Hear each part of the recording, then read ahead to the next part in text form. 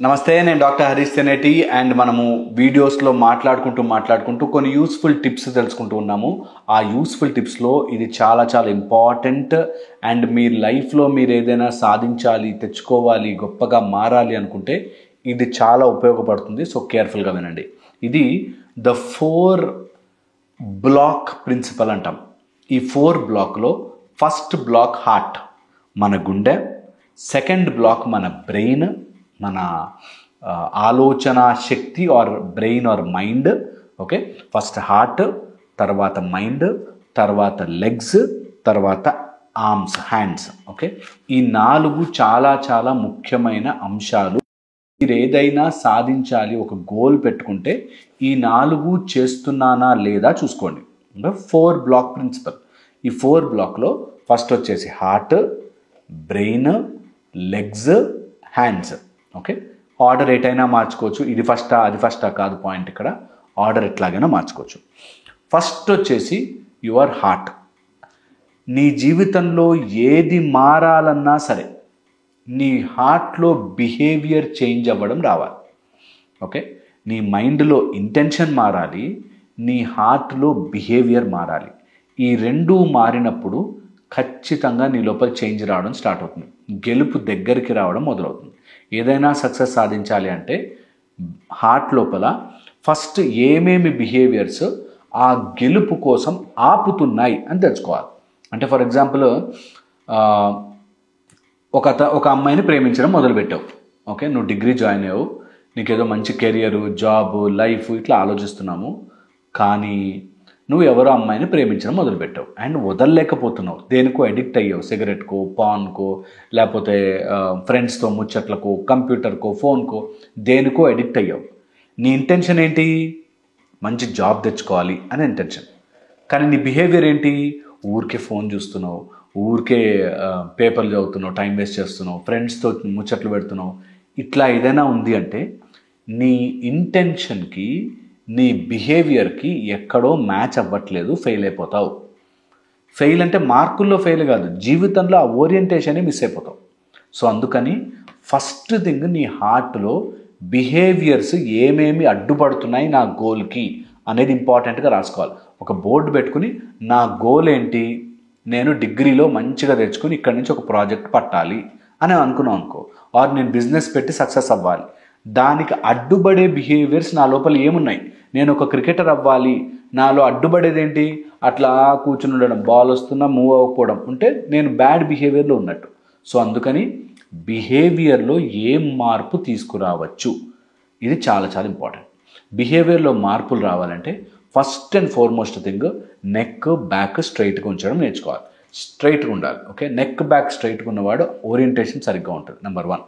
Second వచ్చేసి ఎప్పుడు కుదిరితే అప్పుడు కొత్తగా ఆర్ న్యూగా మనని మనం ఎంతూజియాస్టిక్గా ఫీల్ అవ్వాలి. ఓకే, చాలా ఇంపార్టెంట్.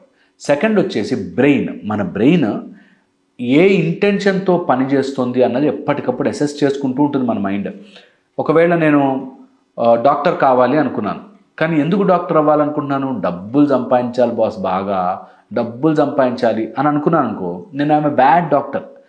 నాకు డిగ్రీ రావచ్చు, పేపర్ రావచ్చు, ఆ కాగితం రావచ్చు, కానీ ఐఎమ్ ఏ బ్యాడ్ డాక్టర్ కదా.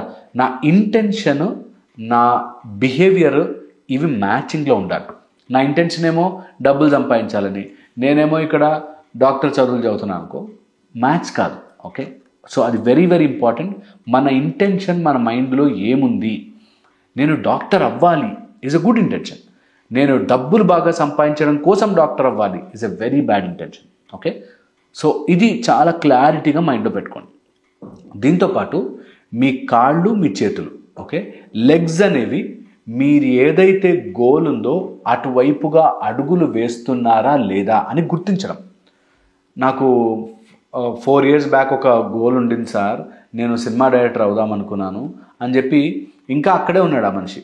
ఎక్కడికి వెళ్ళట్లేదు, ఎవరిని కలవట్లేదు. కలిసిన వాళ్ళు రిజెక్ట్ చేయగానే ఇంకా డిసప్పాయింట్ అయిపోయి, డల్ అయిపోయి, ఇంకెందుకు నా జీవితము, నాకు ఎవడు ఛాన్స్ ఇవ్వడు అని నిస్పృహలోకి వెళ్తున్నాడు. నేనంటాను, నువ్వు సినిమాకి డైరెక్టర్ అవుదామో లేకపోతే కథ రాద్దామో అనుకున్నావు. రోజుకొక కథ ఎవడో ఒకటి చెప్పాలి. అది వస్తుందా రాదా, వాడు ఒప్పుకుంటాడా ఒప్పుకోడా, నీకు నచ్చిందా నచ్చలేదా, దీంతో సంబంధమే ఉండదు. నీ అడుగులు నీ గోల్ వైపుగా రోజు వెళ్ళాల్సిందే. అక్కడ ఫెయిల్ అయిపో, అక్కడ పడిపో, అక్కడ తిట్టించుకో, అక్కడ వాడిని బాలే సినిమా అనని, అయినా వెళుతూనే ఉండాలి. నీ కాళ్ళు అటువైపుకి ప్రయాణము చేస్తూనే ఉండాలి. ఇది చాలా చాలా ఇంపార్టెంట్. నీ చేతులు ఆపర్చునిటీని పట్టుకోగలగాలి.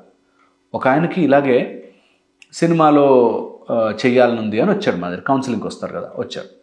కౌన్సిలింగ్కి వచ్చి సినిమాలో నాకు ఆపర్చునిటీ రావాలి సార్, సినిమాలో చేయాలనుంది, నేను ఇట్లా రాసా అట్లా రాసా. ఆయనకి సినిమాలో ఆపర్చునిటీ రాకముందు ఏదో ఇట్లా యూట్యూబ్లో వీళ్ళు ఉంటారు కదా, అలాంటి షార్ట్ ఫిల్మ్స్కి ఛాన్స్ వచ్చింది. కానీ రాయడంట. ఎందుకు? సినిమాలకే ఛాన్స్ కావాలి కాబట్టి సినిమాలకే రాస్తాను, ఇలా చిన్న చిన్న వాటికి రాయను అని తిరుగుతున్నాడు. సో పాయింట్ ఏంటంటే ఆపర్చునిటీ వచ్చినప్పుడు పట్టుకోవాలి, గ్రాబ్ చేసుకోవాలి. అది చిన్నదా పెద్దదా కాదు, నీ కలం పదనవుతూ ఉంటుంది, నీ పనితనం మెరుగవుతూ ఉంటుంది. చేస్తూ పో, నేర్చుకుంటూ పో. సో నీ హ్యాండ్స్ ఆపర్చునిటీని పట్టుకునేలా ఉండాలి. ఆపర్చునిటీ వస్తే ఎస్ నేను రెడీ ఉన్నాను అని గ్రాస్ప్ చేసేలా ఉండాలి. చాలామంది ఉన్నారు అలా. జాబు అంటే దూరం అయిపోద్ది సార్, జాబు MBA చేశాను కానీ బెంగళూరు అంటే అబ్బా కష్టం సార్, ఇల్లు వదిలి వెళ్ళలేను సార్.